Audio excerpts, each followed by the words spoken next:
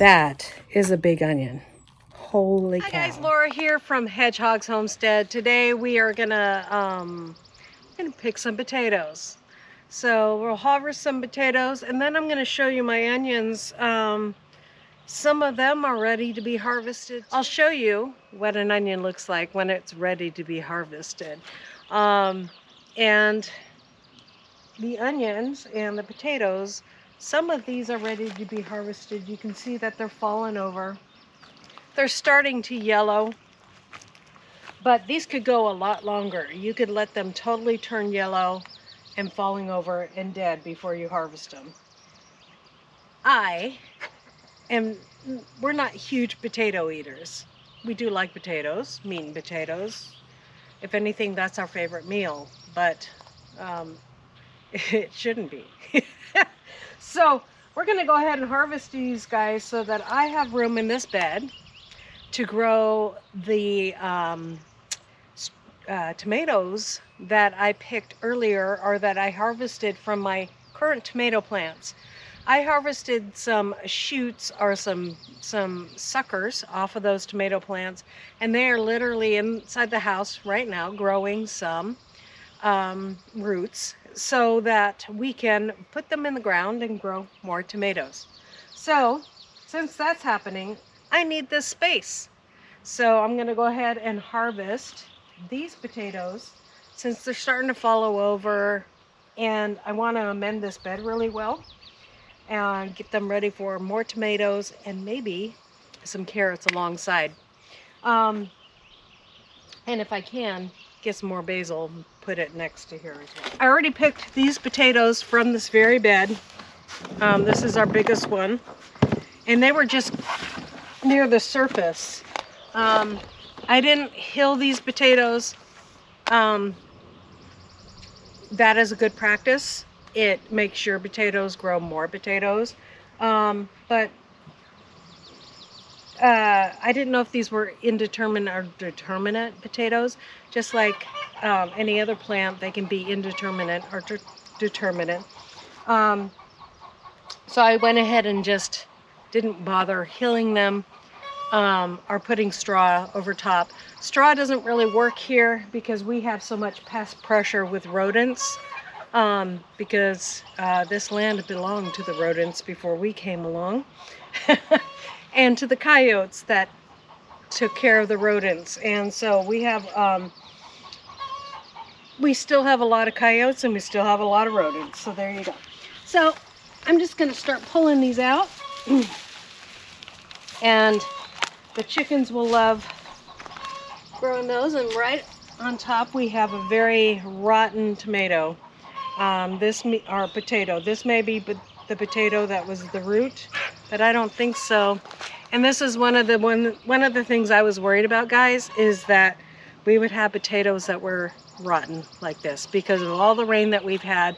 We've had in May alone, and then May is not over yet. We have had about 25 inches of rain. Too much. So that was one of the things that I was worried about. There's a little pea potato. To get our hands dirty and see if there was any more potatoes. There's a nice one. Of course, it's got a little green on it. So there's some good sized potatoes there. Ooh, there's another big one.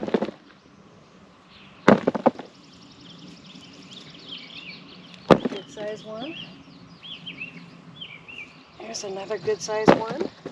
Now these are Yukon Golds. These are really good for canning, so that's what I'm going to do with them. There's a rotten one.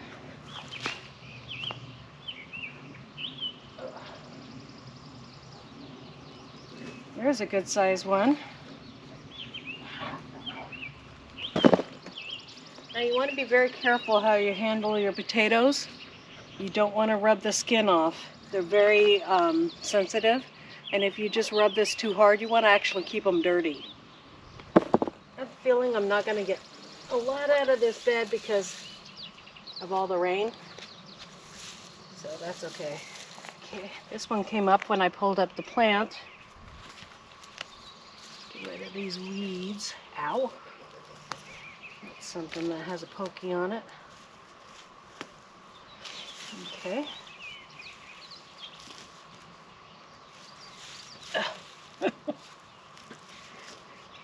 There's a nice good size one.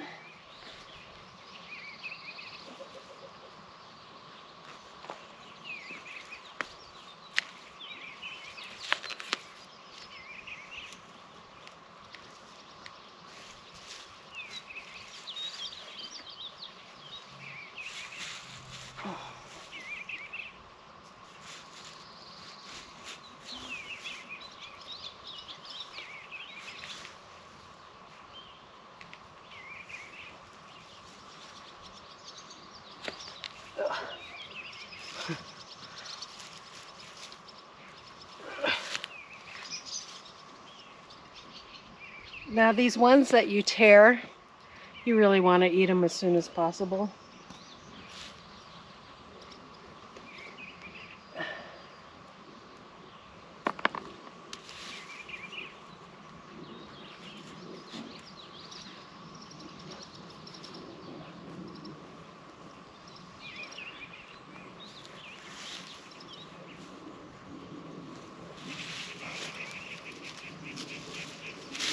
Okay. Well, there we go. We have a box of potatoes. Not bad. The size of them are great. And one thing that I did this year that I haven't done in other years is I've added potassium to my beds, and or as an amendment to this bed. And look at those huge potatoes. So I can't complain. We'll probably take some of these ones that are like pretty small and put those aside, not wash them at all, and we'll save them for either next year or later on this year. So that's what those size potatoes are great for, and the rest of these are great for canning. So the Yukon Gold is great for canning. I've had the best success with that. I'm going to go over here, and I think there's one more that is really kind of died off. So I'm going to go ahead and pick those as well. I'm going to go on the other side because these are taking off, and this is a male flower, so I'm going to take this out. This is the cucumber bug, and I need to spray because they are being pretty prolific. And those guys, they'll ruin and cause disease in your plants. So I want to get rid of those guys. So I will spray tonight before we go to bed tonight and get rid of these weeds that are in here. So this one right here is pretty much done. I'm going to go ahead and take this one out. And I think this one is, there we go. This is a different variety. You can see all the babies on there. But once they're dead like that, you gotta kind of pull them. And these ones, they scabbed a little bit. This is a russet potato here. Lots of russets. And these are russets I just got at the grocery store. So you don't have to buy from a dealer, but I am going to show you some of the scabbing on here though. It needs to harden off, and hopefully it hardens off good and we won't have any problems with it. But I was hoping to grow bigger russets than this, and maybe if I would have left them alone, I would have, but they seem to be plentiful.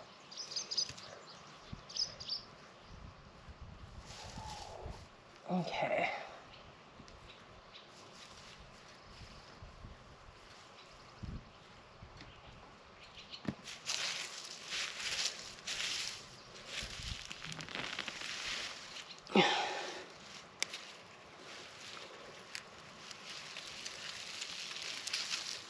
Lots of little tiny russets.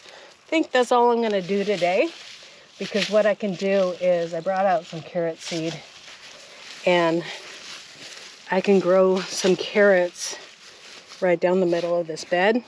And the reason why I want to use this bed is because of this soil right here.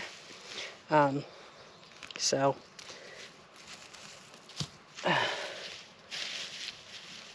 there we go. We got a harvest of russets and a harvest of... And that is our harvest of russets.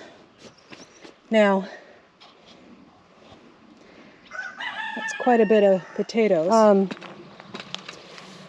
How do you know when an onion is done?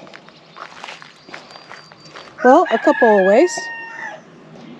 First thing, they start to get yellowed leaves. This one doesn't have that many yellowed leaves, but that's not always a sign. The biggest sign on an onion that is done is that they bend like that. So this onion is done. And my goodness, did my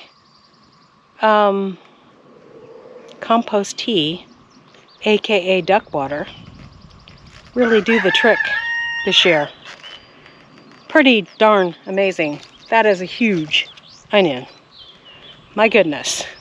I thought it was big, and then I took it out of the ground, and half of it's under the ground. Holy cow. Wow. What a blessing that is. So I'm going to go ahead and pick all the onions that are bent over and set that one down here. Now, if you have nice weather for a few days, you could lay those on your bed like that. And it would be well and good. But we have more rain coming. And so I'm just going to take all the ones that are bent over so they don't start rotting. You can see we have some over here that are bent over too. And we'll just take all those ones and get them out of the ground, and so we don't have any rot on these onions. So that is my plan. So we have this big boy.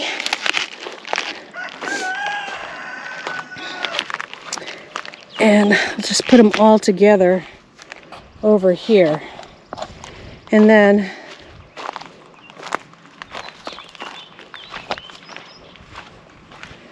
we have some red ones that are bent over. That's a good size onion. No complaints there. Oh! See, and this is what you worry about, is you kind of really want that to dry on there. So to get it off before it rots off like that is what you want to do. But those are about the same size. And you can see it compared to this onion here. Hopefully we won't have any more of those problems.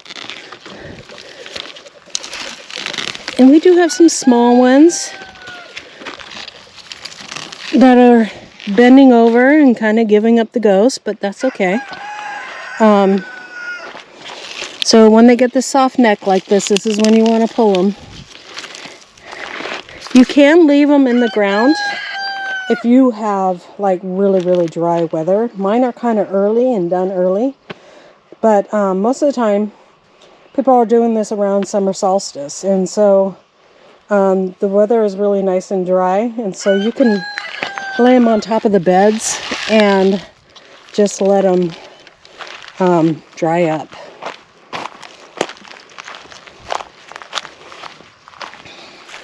So those are our onions so far. Let's see if there's any more done in this bed. I'm just looking for that neck to be really soft. Again, I would leave these, here's another one. I would leave these in the ground if they weren't ready. Here's another big boy over here. Oh. put this one down first. My mullen's in the way.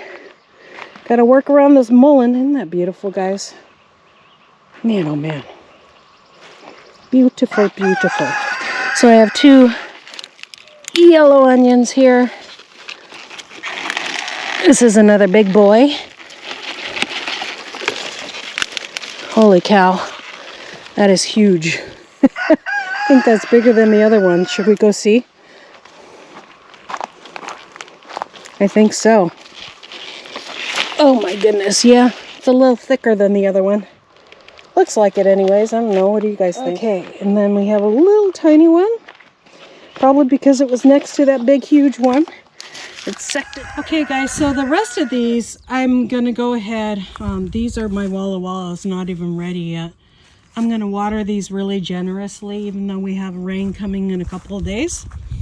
And I'm going to water these that are left over that have not bent yet. We're going to go ahead and water them and give them lots of water, and so that hopefully they'll bulb even more. So I have, these are onion sets and they're starting to bulb, so I want them to have a lot more water. And these Walla Wallas have just started to bulb, so we want to give them lots of water too. So I'm going to get the hose over here and just kind of let it run into these for quite a while. Potato harvest today, Yukon Golds and Russets. And I'm not going to pick any more, but I am going to go ahead and plant some carrots where I pulled out the russets and duck water, compost tea. If anybody tells you that you cannot grow big garlic and big potatoes, big garlic and big onions organically, they're wrong. So thank you for following along, and now you know what to look for when your onions are done. And hopefully you guys have a good potato harvest too. God bless you guys, and we'll see you next time here on Hedgehog's Homestead. Bye.